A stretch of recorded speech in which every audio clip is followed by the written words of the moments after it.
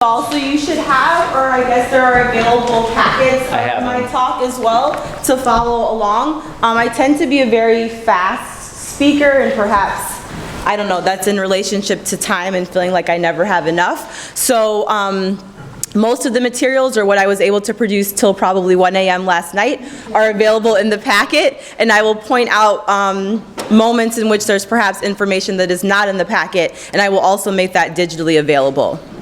I will also note, I was speaking with Brandon this morning, when I think about texts in many of their different forms, I often think about them as constellations. And so when I am thinking or processing one text, I'm often thinking about it in connection to a multiplicity of other things. And so often in the bottom left-hand corner of the slide, I will have suggested or further readings or other things that I'm maybe not referencing, but I think what I'm talking about is in relationship or dialogue with. And I'd love to build or connect more with you all and continue that conversation. My talk is entitled The Art of Apophenia, Seeing Beyond Sight. I want to start, especially in light of our conversation, with some content descriptions. This presentation will utilize what could be deemed as able-biased language, so I'm going to explore or think about what it means to see, what sight entails or means, the notion of what it means to be blind.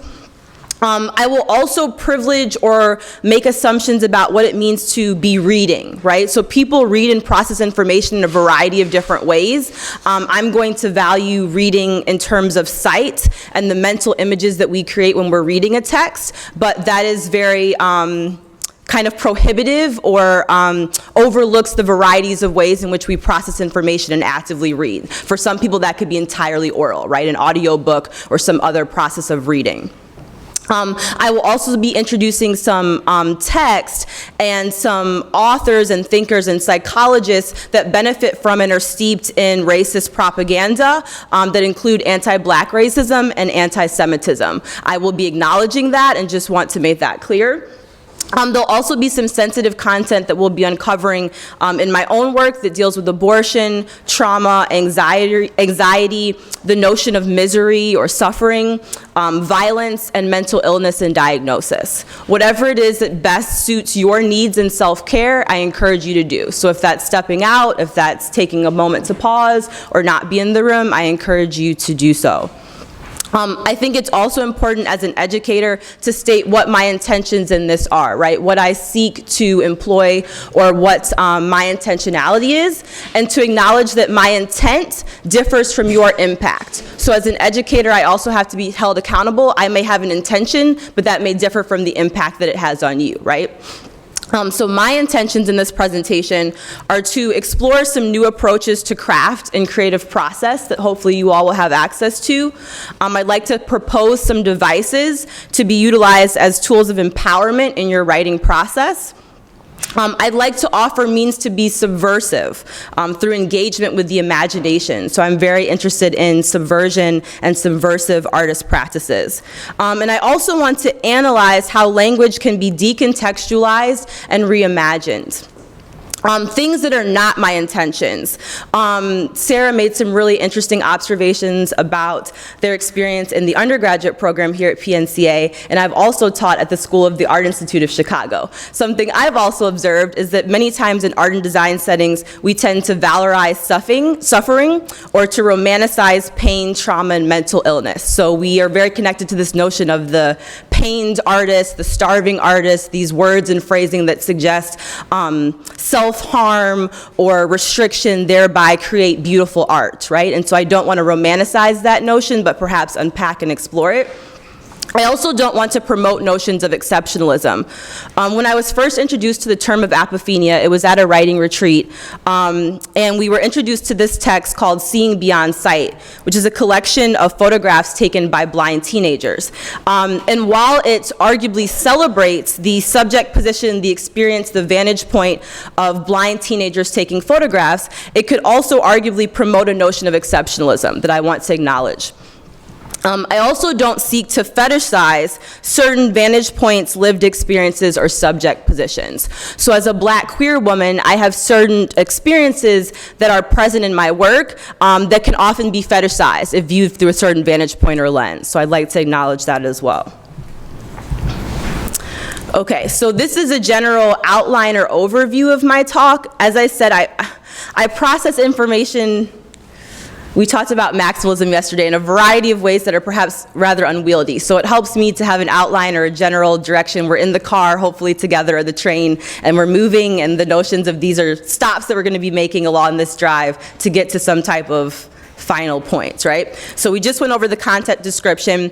I'm going to go into a little bit about my subject position. I'm new here to PNCA. It's my second time in Portland. I'm new to meeting all of you, so a little bit more information about who I am, how I identify, how that perhaps impacts my work. I'm going to then define the term apophenia and talk about its use as a psychological phenomenon and tool for meaning making. We're then going to go into how we read or process text, right? How we intake text and create mental images or pictures and how that connects to imagery. I'm going to connect that then to the concept or notion of misery and how that impacts or creates trauma. And then that trauma will unpack as leading to often experiences, memories that are very painful for us to speak about or to utter, or maybe we don't even have language for. We can't even translate a painful experience into language on the page or into another type of text. And then I'm going to propose for you all 2 craft tools that I'm seeing as subversion and reimagination. I'm going to offer you an example of one of my most recent works, which is a visual poem called Birds of Prey. And then I'm going to give you an exercise, a generative exercise to create something of your own or to think about moving towards craft of your own. And then I'm going to offer another one of my poems called Original Sin, and then offer 2 generative exercises, depending on time, because I'm super excited, for you also to generate more work. So I'm going to present my own work as examples and then give you things that can lead towards your own artistic production, hopefully. Okay, so a bit about my subject position. So I am a cisgender woman. I attended Catholic school from kindergarten through 12th grade. So much of my youth was steeped in an iconography surrounding Catholicism. I attended Mass multiple times per week with my class and with the whole school. Much of my understanding of really art, religion, culture is shaped by Catholicism. As much as I tried to not acknowledge that or actively not incorporate it in my work, it is present, and it's an important part of my upbringing. I then attended an HBCU, which is a historically black university in Washington, D.C. for my undergraduate work, and I studied psychology. I don't have formal training in an academic setting I'm a PhD dropout actually in English, but in creative writing, so much of my early learning in higher ed was through a sociological or psychological lens, which I think is also important to note.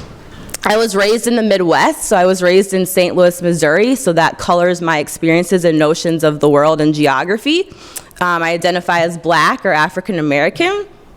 I am queer. I'm the eldest of 3 children. I was raised in a single-parent household by a mother that struggled with anxiety and depression. I am divorced and experienced domestic violence, and I have also received an abortion, which I will unpack in the poems that we'll be looking at. The craft tools that I am most interested in at this point in time, or this chapter of my life and writing process, are subversion, double meaning, cloaked or veiled language, and surrealism. And things that I don't view as accessible to me are these 3 things, which is important to talk about. So when we talk about free creative expression, what does it mean as an artist to write and create freely?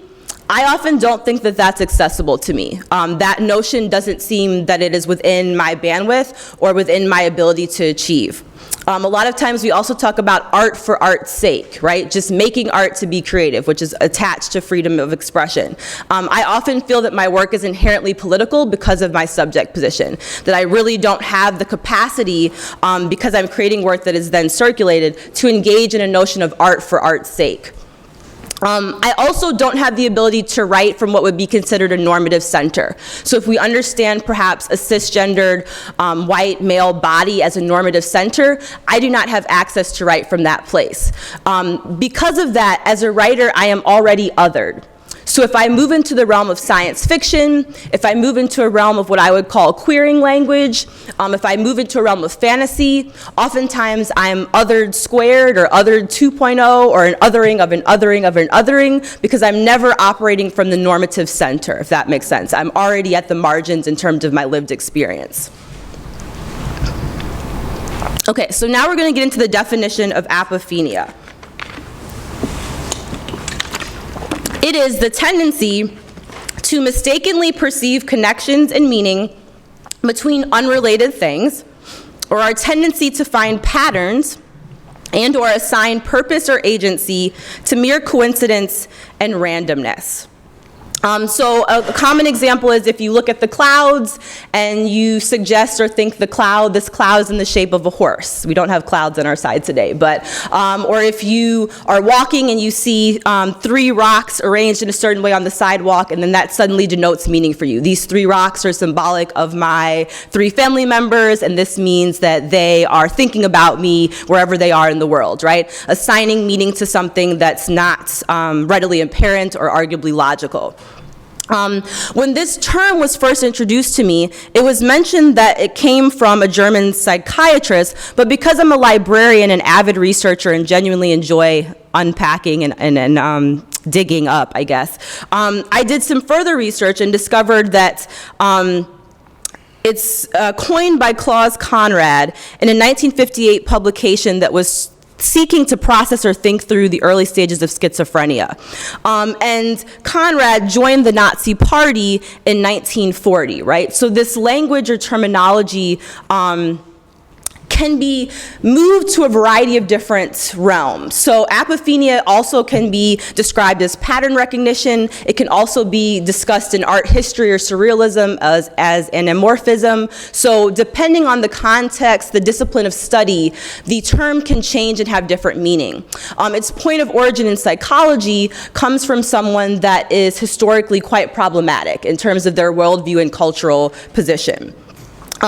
Later in the talk, I'll also be talking about reproductive rights and the process of receiving an abortion. And I'd also like to acknowledge that J. Marion Sims, who is an American physician that we consider the father of modern gynecology, did much of his research on enslaved black women without anesthesia. So when I enter a gynecology office to receive services in relationship to my reproductive health, the tools that are being utilized on me are in direct relationship to violence to my ancestors, right? So much of our research, much of our language is steeped in certain type of invisible violences. And at the bottom there I have some text in both poetry, nonfiction, and kind of research-based nonfiction related to these themes.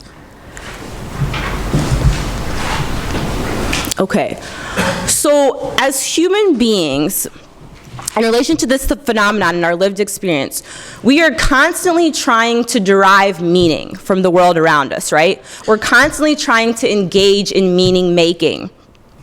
We need to be able to make predictions, right? I need to be able to make predictions to help me survive, to help me be able to thrive in the world. It is helpful to me to be able to recognize patterns, to see patterns in my experience, right? That helps me to adapt. It helps me to synthesize information. It helps me to survive. And it also helps us to make sense from uncertainty. Often uncertainty is really uncomfortable, right? It makes us sometimes feel and be unsafe, right? So it provides a sense of comfort to be able to take uncertainty and move it to a place of sense making, right? That we have perhaps greater control over. So in thinking about the phenomenon of apophenia, the same text that could be anything has the potential to be read by one or more of the following processes. So I have an example here of this blue feather on the ground. So if I was walking this morning and I saw this blue feather, I could read this as a sign or a message from a higher power, right? This blue feather means that I'm in Portland, good things are going to happen to me today, my talk is going to be executed brilliantly, blue is a calming color, it reminds me of water, I love water, etc., right?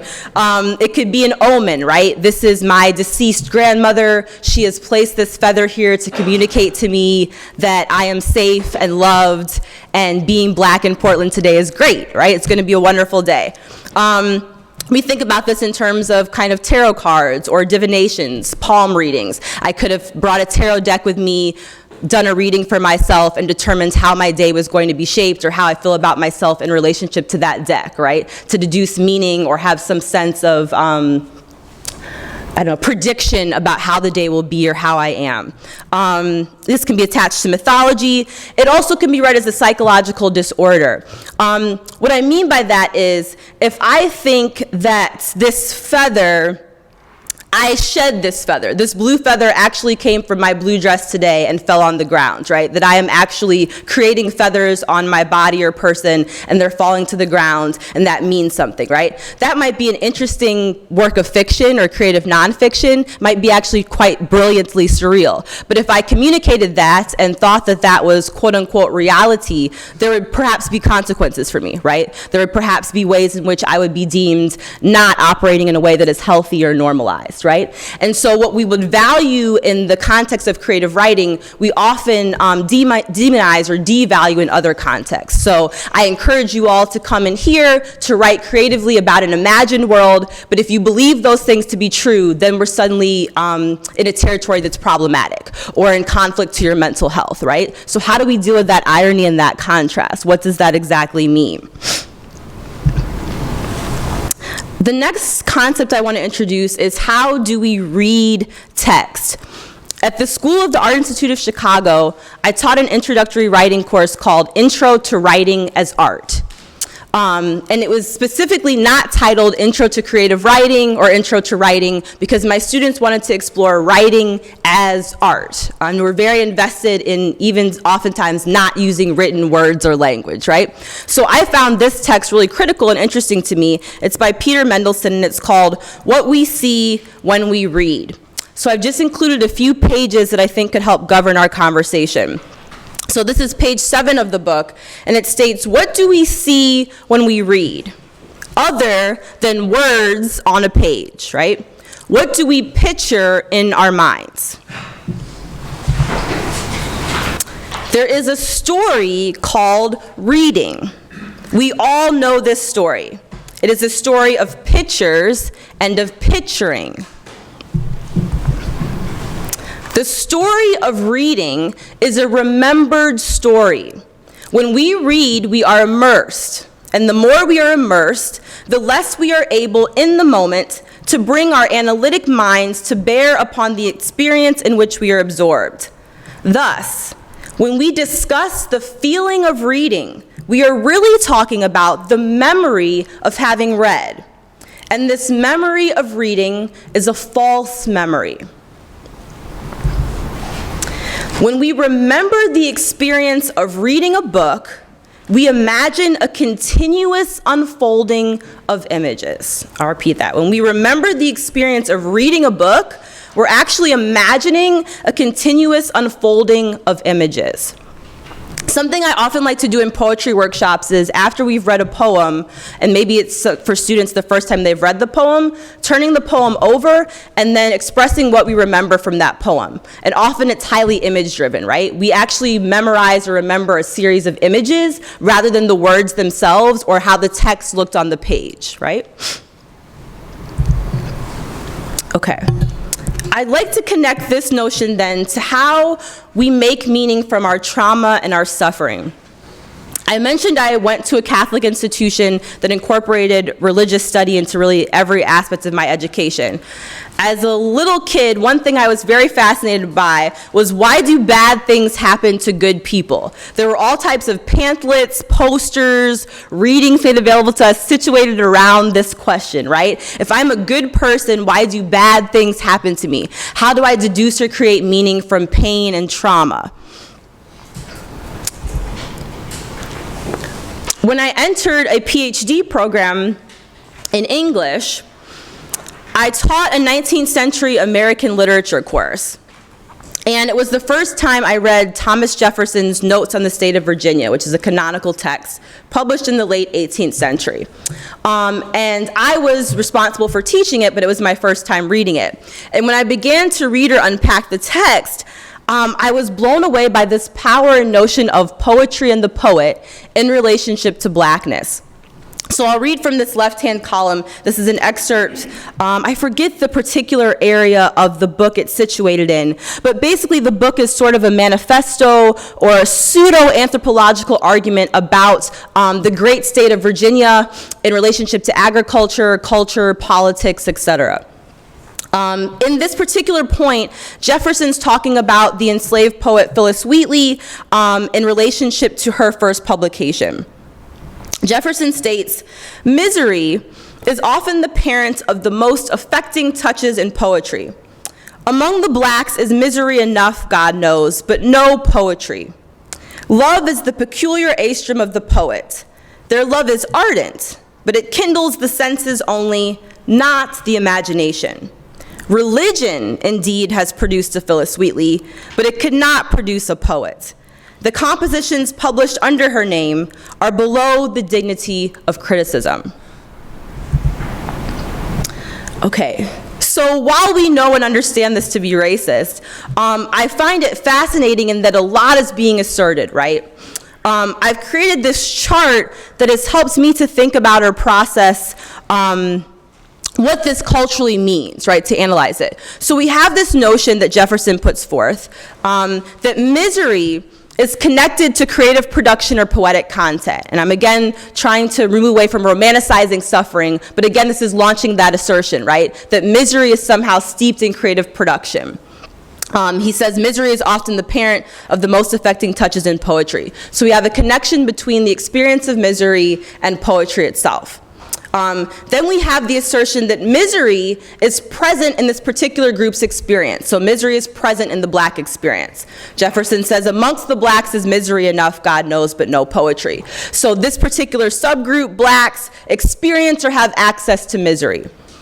We move on to the assertion or argument that poetry is, though impossible or inaccessible for blacks, due to a lack of capacity and also a lack of imagination. So their love is ardent, it's passion-driven, but it kindles the senses only, not the imagination, or the highest level in Bloom's taxonomy of like production and thought, right? So we have love that's present, that's connected to the poet, but the love in the case of blackness is connected to senses and not connected to the imagination.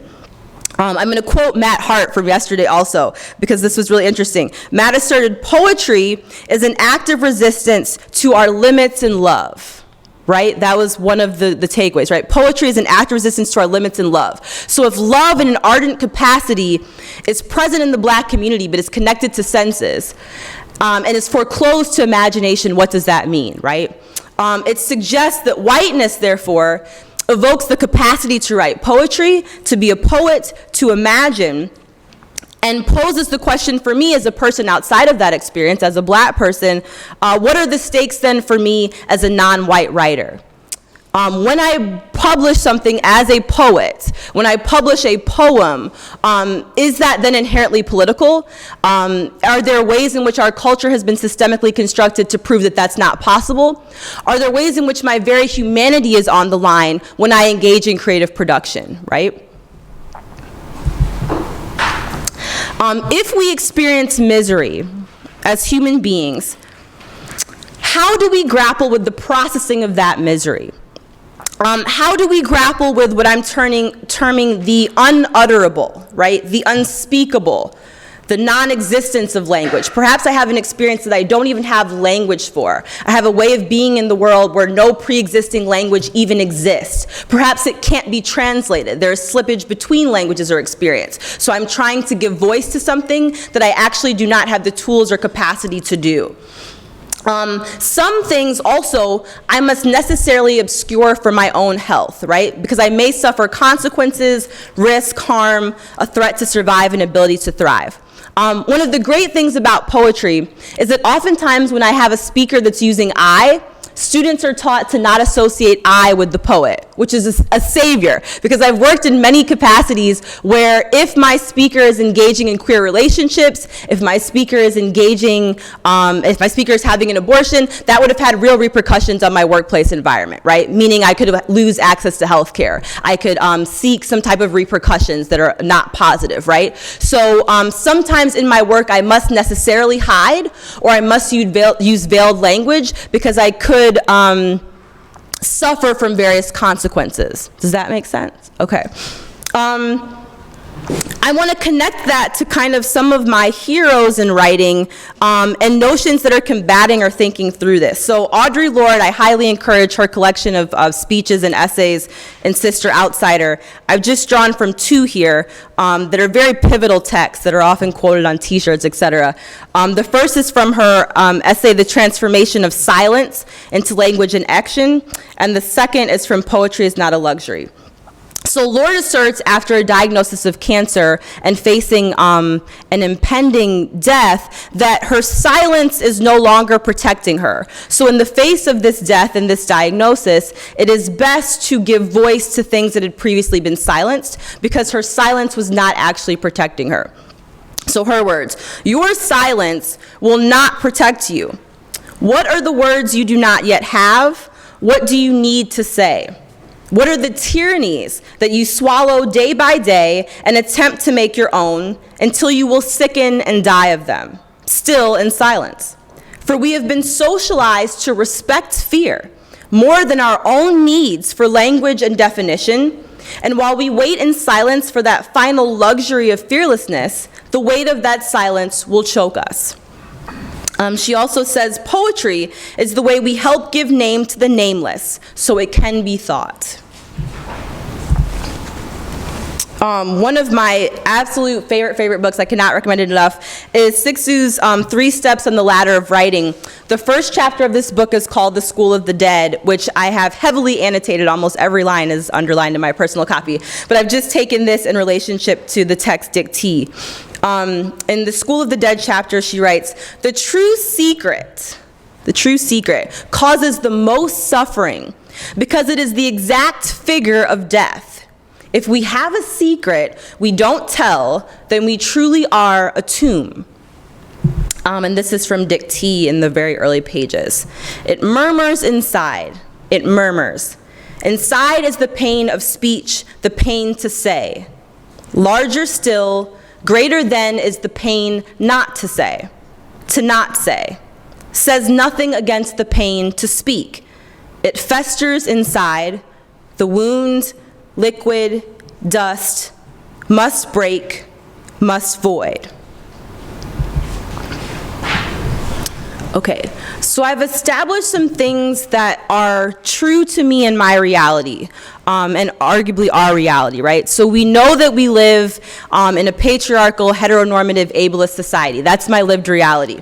My response then, what I arguably have agency over, is my turn to subversive language and subversive ways of being, right? That is my artistic, aesthetic, creative writing response to that reality. If I also know we live in a reality, as V so eloquently put yesterday, they said we live in a culture of design, right? We live in a culture of social constructs, right? So if that's the reality, my response to that is then to engage in reimagination. I can then create or world build on the page in a way that is very different from my lived experience or the social construct we sign up for being in society.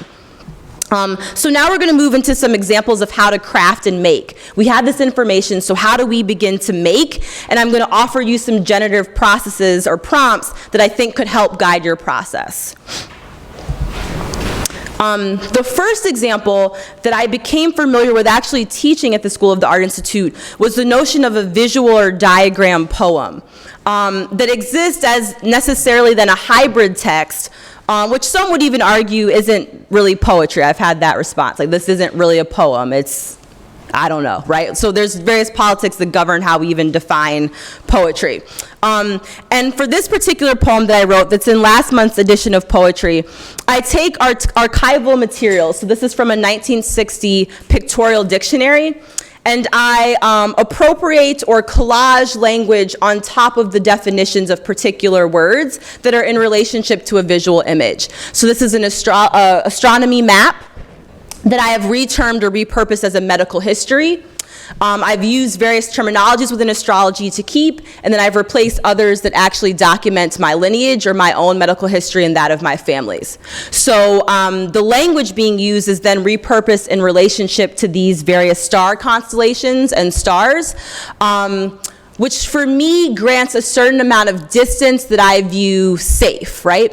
If I write a narrative poem that just talks about my family's medical history, if I write a nonfiction essay that just talks about my medical history, for me as a writer, that does not offer enough abstraction for me to be safe. So by connecting the poem or language to a visual, I believe I offer greater doors and openings for possibilities rather than foreclosing them in traditional narrative. So you procured them from two different places, the visual and the text. The text I have collaged over the top of the pre-existing text. What's your text? Yes. Is that image start out as a single image, or are they two separate things? A single image. Okay. And that's in my example, but it certainly doesn't have to be that way, right? Okay, so most recently, I really enjoy working at presses. I think if you all have the opportunity to set type in a press, I believe it's a truly transformative experience. When you set type, the letters themselves are situated upside down, and you have a different relationship to space on the page because you need to account for how things are going to sit on the page. It's difficult to convey. But I assisted our head of the press, Aaron, in Colorado College to make this broadside, which had multiple steps. But I utilized this image, which is of birds of prey, from the same pictorial dictionary, and then I created this system of removing or redacting language and replacing it with numbers, which then asked my reader arguably to travel back and forth from the number to the picture to make an association, and I've removed language or the ability to, I've created a hole or a gap, right, that allows you to time travel and move your eye. So I'll read the poem, and then you can process or read however you choose. It's a multitude of ways with the image. When my mother spots a 13, she says, "There's Grandma." Her 15's eye view, the family that prays together has a history of violence. Before me, she had an abortion. The day she helped me do the same, her 7's clutch the waiting room chair. The definition of mercy, my mom, and only one, watched me, her eldest, like a 12, as I gave up the ghost inside me. I was sharp as 5 when the 18 asked for verbal confirmation. Grief hung from my 6. The first time I made love to a woman, she broke me with her 4's, desire a hook in the body, pain feathered my back. But I did not have the heart to confess that it hurt. My mother finds me 9. Often she calls me from her car to tell me she has just seen 10, to let me know this means I am safe. In terms of a little bit of backstory, my grandmother passed away when I was in my freshman year of college. And my mother genuinely believes that whenever she sees any bird of prey, but more specifically a hawk, that it is my grandmother, that it is an omen. And she will use the phrasing of "there's Grandma." So we'll be driving in a car, she will point out "there's Grandma," related to a hawk or bird. She will text me and say, "I'm on my way to work, I just saw Grandma. I know that you're okay," right?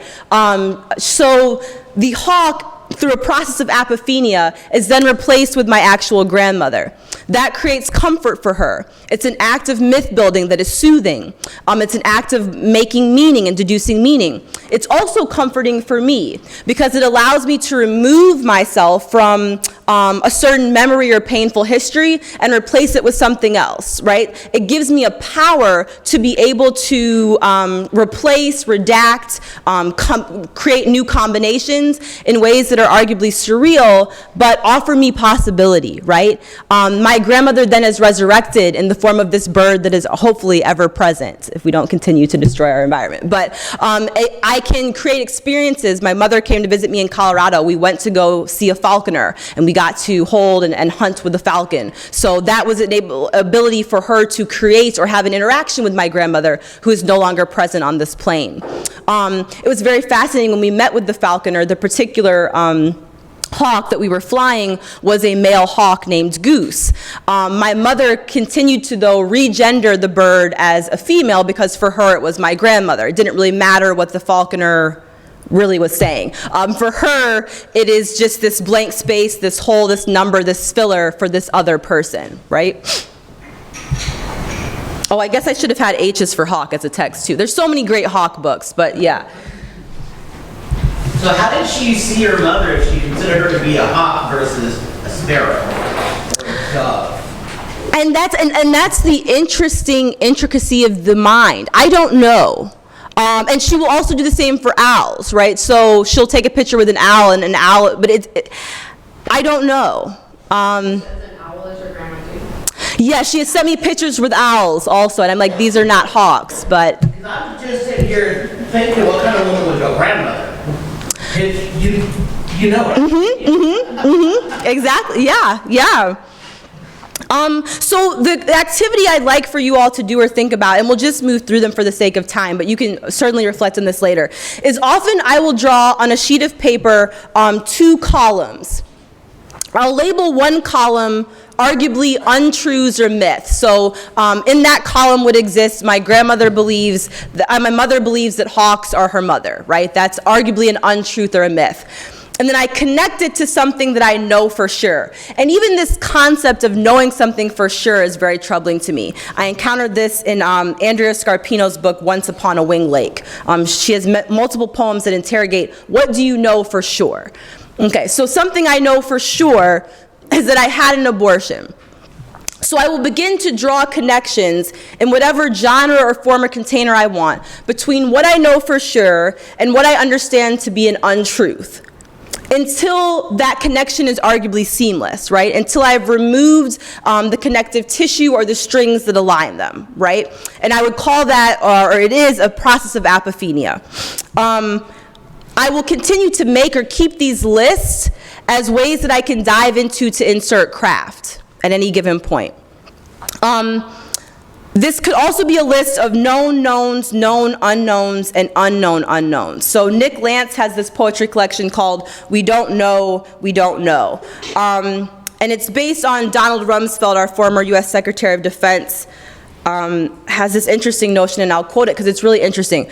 Reports that say that something hasn't happened are always interesting to me, because as we know, there are known knowns, what we know for sure. There are things we know we know. We also know there are known unknowns. That is to say, we know there are some things we do not know. But there are also unknown unknowns. The ones we don't know, we don't know. So you could also make a category on a page that has these 3 categories and begin to create associations or combinations combining or conflating these 3 as well. Okay, so then I have another poem that is a narrative poem that was first published in Poetry in November 2016, and then I edited it for my first book, Library of Small Catastrophes. Through much of my writing, I am very averse to straightforward linear narrative storytelling. It makes me highly uncomfortable, and I find it limiting to my imagination, right? As a kid, a text like James and the Giant Peach was and arguably still is very real to me. I was waiting for a life-size cricket and haberdashery to arrive and take me off. I still am, probably. And that is the world that I seek building, or that I'm kind of gravitate towards. So oftentimes in workshop, when I receive pushback, or even on publication of my book, when people ask, say something plain, or say exactly what you mean, or you're trying to sound smart, or you're trying to obscure something, I have challenged myself, while it might not seem as difficult, to be straightforward or plain, to just tell a story. This is what happened. I'm not going to embellish. I'm not going to make it highly invested in sound or beauty or lyric. I'm just going to tell it plain. So to formulate this poem, Original Sin, I was keeping track of vignettes, just little anecdotes, observations, memories, and I eventually tied or weaved them together. So I'll read this for you all. It's called Original Sin. I poured a bowl of cereal through the empty box in the trash can. Granddaddy pulled the box from the trash, poured the crumbs into a bowl, then doused the sand in milk. He looked down at the bowl, murmuring about how he had survived the depression. Lord have mercy. Okay, told a story about asking for hot water at colored diners, how he would pour ketchup in cups to make soup. This was how I first learned I am wasteful. I would stand in the bathroom with my mother, would ask her why the water in the bowl was red. She would tell me she had eaten beets. I suppose I was too young to learn the truth. Milk flowers, spill petals, red. In my Catholic school of fish, we took a beautifully wrapped box, passed it around the class, unwrapping it piece by piece. Afterwards, it was cleverly explained that the box is a girl's virginity, the gift we give our husbands. And who wants a toy that has already been opened? Half the joy is in untying the string. This is how I was taught that at my very core, I am ungrateful. I met someone recently in an Irish bar who told me it's about knowing what I need. He said later, what you need is a wife. That night, I prayed to God for just a man, and not a man that trails the woe. And maybe this is why God serves me wakes of milkman and tea cake, a lip service of sorts at hand. Maybe this is how I end up throwing good things away. PhD, husband, stepdaughter, stepson, a little tiny baby, unborn, locked them all in flooding house with tearful grin. This is how you come to know you are unclean.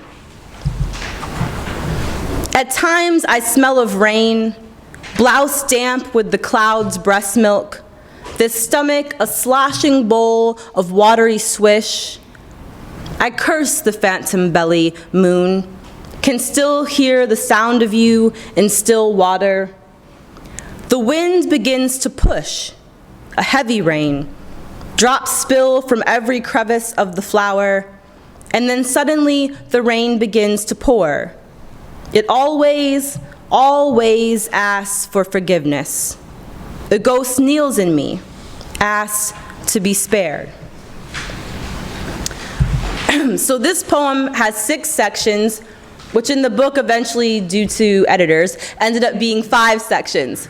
And so what I've created for you is this map that I'll also make on a piece of paper. I'll make either like 6 or 8 quadrants, and I'll call it a constellation of curiosities. It could be observations, it could be memories. And ideally, in my home, I have a large like push-pin board, and I will use maybe index cards or pieces of paper, and then I will attach strings. And begin to draw or play with different configurations and combinations. Like if we use this board here, we could use tape up a variety of different observations, and then begin across years, across days, across the past, the future, extend these connections, right? So that each segment of a poem, a stanza, a paragraph, a chapter could be encompassing or governed by a particular observation, which can be translated into an image. Okay, so the last thing that I wanted to do, this is such a fruitful exercise that I was introduced to at the Pulitzer Arts Foundation in St. Louis. When I taught at SAIC, we spent a lot of time in the Art Institute of Chicago in the museum. And so it's a little bit hard to explain, but I'm terming it as sight unseen. So what you do is, and maybe, Jay, will you be my volunteer? Okay, that's so lovely. I self chose you, but, or I. No, that's great. Okay. Okay, so you can come up. Okay. Thank you. Her shoes Okay. Okay, sit down. Yes. Okay, so you'll have a person who will be kept from seeing a particular piece of text. And it is obscured from them for various reasons, right? You can move wherever you'd like. Okay. I want to see the computer. Okay, wonderful. Yes. Okay. And then you will provide this person with something to write with. What we're going to do is start with the visual text that we are going to translate into this particular person. At a museum, if we pretend this is some type of sculptural work, you could spend time or interact with an actual physical piece of art.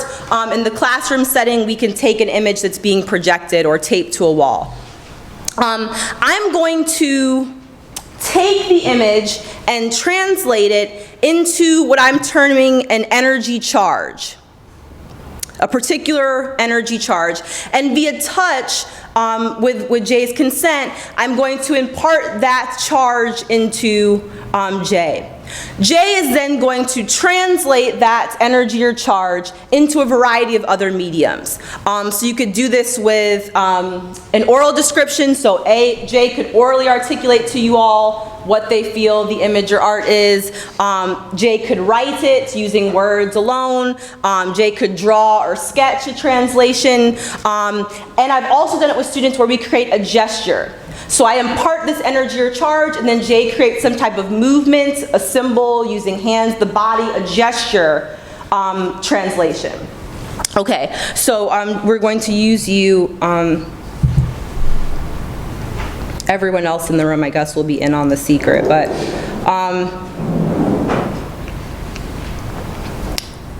I consent. you can what? I consent. Okay, you consent. Clarify that. Okay, so we'll take this particular image. Okay, so I'm going to spend time with this image trying to read or translate the emotional charge I think is present.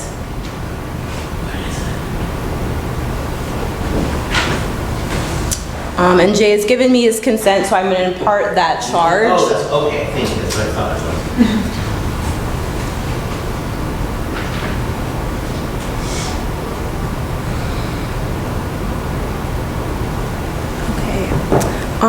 Jay, this is a photograph, and if you could, in words, articulate to us what you think this is a photograph of.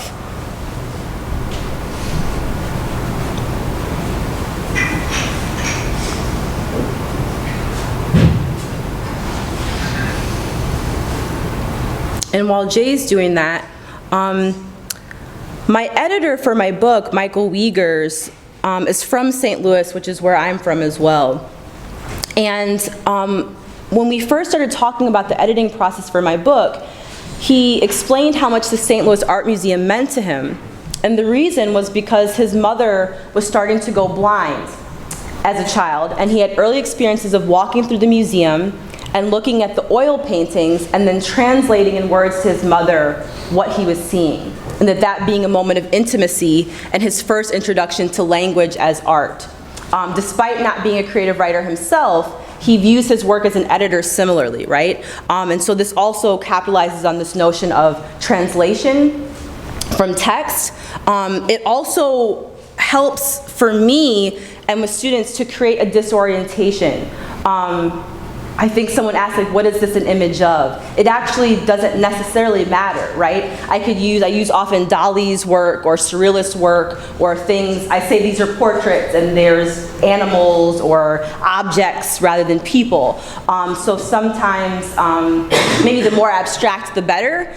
And it also kind of demonstrates our relationship to discomfort of knowing. For many of my students, am I doing it right? I don't know. Is this what you're looking for? It actually creates a physical feeling of discomfort in terms of I'm not sure.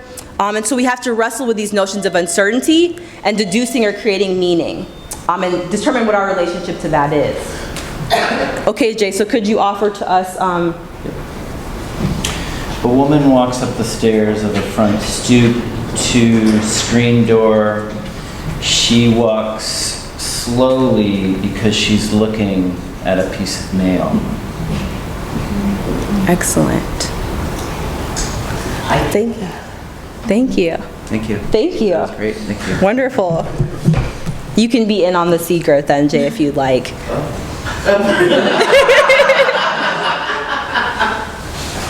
Wonderful, yeah. So if you have a writing journal or something, you could do this if you have a partner, a friend, etc. And then in your journal, we could take this vignette that Jay has written and accompany it with this, and it can move towards an ekphrasis, right? This could actually be a meditation on this piece of visual art. It can move towards, now I'm going to incorporate an image in this piece that includes a bicycle that's kind of laden with these dead chickens, right? Or that becomes the title of the piece. Or we have an abstraction that then we can project onto this very arguably straightforward narrative lens of this woman walking up to check the mail at her home, right? Which pushes us imaginatively in a way that we wouldn't arguably have gotten to otherwise. Okay, so I will close, it's 10:55 if this time is accurate, so I will close there. Yes, Olivia. Could you talk a little bit more about how this whole talk relates to apophenia? Because to me, I don't know, like the whole introductory part about apophenia seemed very coded in like sort of negative language towards that concept, but then the rest of the lecture was very sort of like pro-apophenia. So I kind of wanted you to talk about it. Yes, we process language and words in binaries, right? Something being good or bad. And I think to move closer to artistic freedom, we have to live in nuance and gray. And so that's a correct observation, right? That term, depending on the context in which we're discussing it, it morphs, literally, right? From negative, arguably, to a psychological, perhaps, disorder phenomenon, to something that can engage in creating wonderful, amazing art. And much of our lived experience is also like that, right? So I'm choosing to start or create a structure or container, viewing this as apophenia, and then continue to kind of distort or turn that word to deduce something that leads me to creative practice. In surrealist art history study, it's the word anamorphosis. So we could have started with that word. We could start with any number of words. But as Walida pointed out on our first day, when we really unpack those words, the English language itself, we're kind of always reduced to the limits of language, right? Whether that's a colonial context, whether that's a problematic, racist, anti-Semitism-based context. So I think that's correct. Like, that's an accurate observation. And the goal of the writer, I think, is to dwell in the nuance, the gray. I hope that responds. Absolutely. Yeah, okay.